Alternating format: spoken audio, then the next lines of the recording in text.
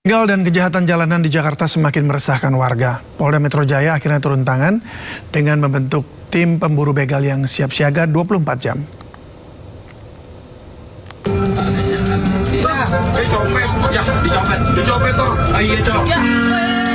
Asyik merekam bus telolet yang melintas, seorang bocah malah jadi korban jambret ponsel di Jalan Pahlawan Rempoa, Tangerang Selatan, Banten. Pelaku yang mengenakan helm ojol tiba-tiba merampas ponsel korban yang tengah digunakan. Panik, ponselnya dirampas. Korban sempat mengejar pelaku namun sia-sia.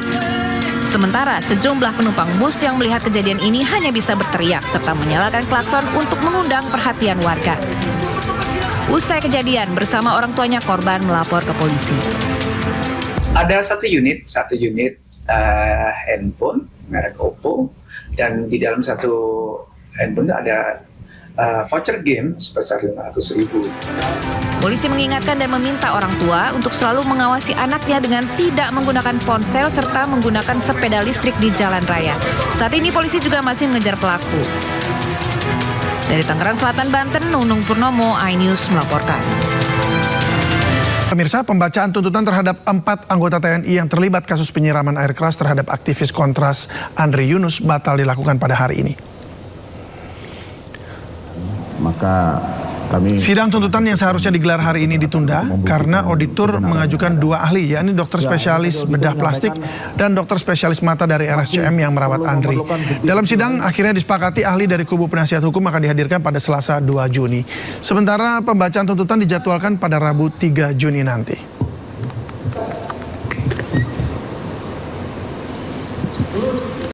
Pemirsa, Polda Metro Jaya memetakan sejumlah lokasi di Jakarta sebagai titik rawan kriminalitas. Guna mengurangi aksi kejahatan, Polda Metro Jaya membentuk tim pemburu begal. Aksi kejahatan khususnya begal kerap terjadi di ibu kota. Polda Metro Jaya mengungkap sejumlah wilayah rawan begal mulai dari Jenderal Ahmad Yani dan Jalan Perintis di Jakarta Pusat, Kemayoran Baru, Gandaria dan Patung Kuda di Jakarta Selatan hingga beberapa lokasi di Jakarta Barat, Jakarta Utara dan perbatasan Jakarta. Untuk meminimalisir angka kriminalitas, Polda Metro Jaya membentuk tim pemburu begal yang akan berpatroli selama 24 jam. Selain meningkatkan patroli, polisi juga meminta agar masyarakat aktif melaporkan aksi kejahatan melalui call center.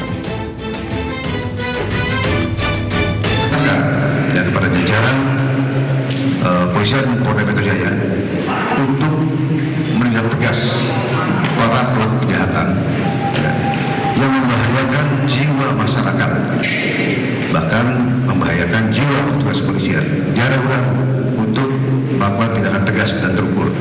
Tindakan tegas sebagai upaya pemberantasan kejahatan jalanan mulai diberlakukan. 2 pemuda yang jadi DPO dan kerap melakukan aksi begal, perampokan hingga pencurian dibekuk di kawasan Pasar Rebo, Jakarta Timur. Bahkan polisi harus bertindak tegas dengan melumpuhkan keduanya dengan timah panas. 2 pelaku pencurian motor terekam CCTV saat menggasak motor warga yang terparkir di kawasan Cikarang, Kabupaten Bekasi. Aksi pelaku pun viral karena tergolong nekat dilakukan saat siang hari di tengah kesibukan aktivitas warga. Tak butuh waktu lama, polisi yang sudah mengetahui identitas kedua pelaku, JF dan AS, segera menggelandangnya ke Polda Metro Jaya. Keduanya sudah masuk target operasi polisi karena kerap melakukan tindak pidana pencurian dengan kekerasan dan pencurian dengan pemberatan. Bahkan, akibat kedua pelaku melawan saat dibekuk di wilayah Pasar Rebo, petugas harus melumpuhkannya dengan timah panas. Hasil pemeriksaan sementara, keduanya sudah 6 kali beraksi di sejumlah titik di wilayah Jakarta Timur dan Bekasi. Kami tidak akan pernah ragu-ragu demi menjaga keselamatan masyarakat dan petugas kami yang sedang melaksanakan tugas. Kami akan melakukan tindakan tegas dan terukur kepada para pelaku begal yang ada di wilayah hukum Polda Metro Jaya. Polisi masih mengembangkan jaringan pencurian ini dan masih mengejar keterlibatan pihak lain dalam aksi kejahatan keduanya. Sementara kedua pelaku dijerat pasal berlapis dengan ancaman hukuman hingga 15 tahun penjara. Dari Jakarta, Henry Sayangbati, iNews melaporkan. Pemirsa, di luar kebiasaan, Presiden Prabowo Subianto hadir langsung di sidang paripurna DPR RI untuk menyampaikan kerangka ekonomi dan kebijakan fiskal 2027. Menggunakan mobil maung, Presiden Prabowo tiba di DPR RI pada pagi tadi dan Prabowo disambut Ketua DPR RI Puan Maharani. Juga turut hadir anggota Kabinet Merah Putih, Kepala Badan dan Ketua Umum Parpol. Kedatangan Prabowo di sidang paripurna penyampaian kerangka ekonomi merupakan pertama kalinya karena biasanya agenda tersebut disampaikan Menteri Keuangan. Dalam sidang paripurna, Prabowo membacakan sendiri kerangka ekonomi dan kebijakan fiskal APBN 2027. Dalam pidatonya, Prabowo menyebut kehadirannya untuk memberikan keyakinan kepada publik terkait kondisi ekonomi Indonesia. Tahun 2027, pemerintah masih yakin ekonomi Indonesia tumbuh 5,8%, naik dibandingkan target tahun ini 5,6%. Dengan strategi ekonomi yang tepat, kebijakan fiskal yang prudent dan berkelanjutan, saya yakin ekonomi Indonesia dapat tumbuh pada kisaran 5,8 hingga 6,5% di tahun 2007 menuju pertumbuhan ekonomi 8%. Dalam sidang paripurna DPR RI, Presiden Prabowo Subianto mengumumkan diterbitkannya peraturan pemerintah tentang tata kelola ekspor komoditas sumber daya alam. PP ini mengatur bahwa ekspor komoditas sumber daya alam Indonesia harus melalui BUMN selaku pengekspor tunggal. Pemerintah Republik Indonesia yang saya pimpin menerbitkan peraturan pemerintah tentang tata kelola ekspor komoditas sumber daya alam. Penerbitan peraturan pemerintah ini adalah langkah strategis untuk memperkuat tata kelola ekspor komoditas sumber daya alam kita.